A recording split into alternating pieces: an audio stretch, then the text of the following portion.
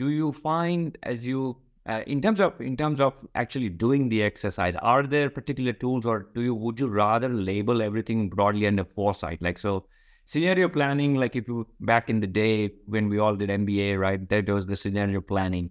I mean, has that just been replaced, or are there other tools that we won't go into the tools themselves, or would you say the foresight broadly is trying to kind of, you know, look at that approach or look at the exercise, or are there other tools?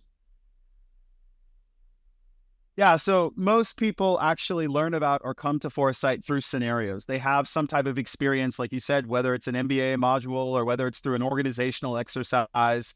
Scenarios kind of fall into that mainstay method space. But increasingly, there have been a lot of other approaches that leverage either design different approaches that are more experiential.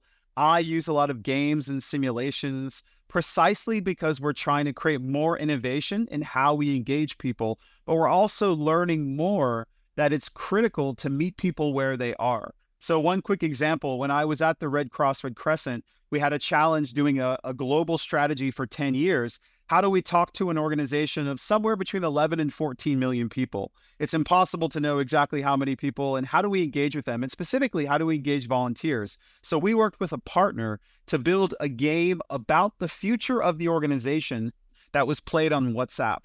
And this was all about how could we connect with people. And at the end of it, we had about 4,000 players in 120 countries playing in 6 languages. Now, that would have been impossible to do any other way. So this was one thing where we kind of brought the technology and the interface of the game together to be able to create more engagement. And more of those types of examples are becoming far more popular and more widely used.